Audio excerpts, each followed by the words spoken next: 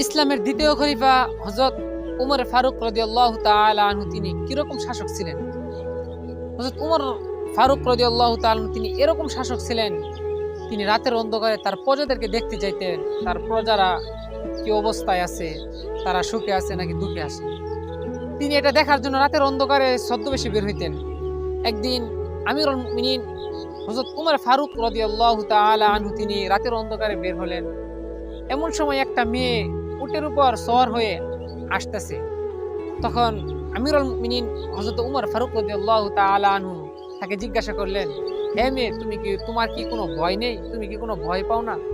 তখন ওই মেয়েটি বলল যে, আমার মনে হয় উমর ফারুক রাদিয়াল্লাহু তাআলা আনহু আর জীবিত নেই, আর নয়তো তুমি নিজেই উমর ফারুক রাদিয়াল্লাহু তাআলা আনহু। কারণ তিনি জীবিত থাকা অবস্থায় তার শাসনামলে কোনো ছেলের একটি মেয়েকে এই কথা বলার ক্ষমতা কোনো ছেলের নেই। তখন উমর ফারুক রাদিয়াল্লাহু তাআলা আনহু তিনি আশ্চর্য হয়ে গেলেন। তাহলে বা একটু চিন্তা করে দেখেন, যিনি দেশের শাসক ছিলেন তিনি কিভাবে শাসন করতেন দেশটাকে। আর আমাদের সমাজের মানুষগুলো হায়াওয়ান জারোয়ান হয়ে গেছে, রাস্তাঘাটে মেয়েদেরকে দর্শন করতেছে।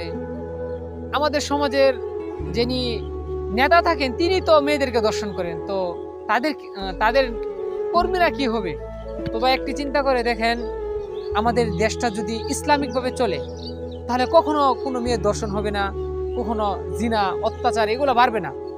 আমাদের যদি ইসলামিকভাবে যদি একটি দর্শনের যদি একটি শাস্তি হইতো তাহলে কখনোই এই জিনা দর্শন কোনো মেয়ে হতো না। কারণ আল্লাহ পাক রব্বুল আলামিন কোরআনে কারীমের মধ্যে বলেন যে আয-যানিয়াতু ওয়াজ-যানি ফাজলিদু কুল্লা ওয়াহিদিন মিনহুমা মিআতা জালদা। যখন কেউ জিনা করে তাকে কি পাথর নিক্ষেপ করে হত্যা করে ফেলো।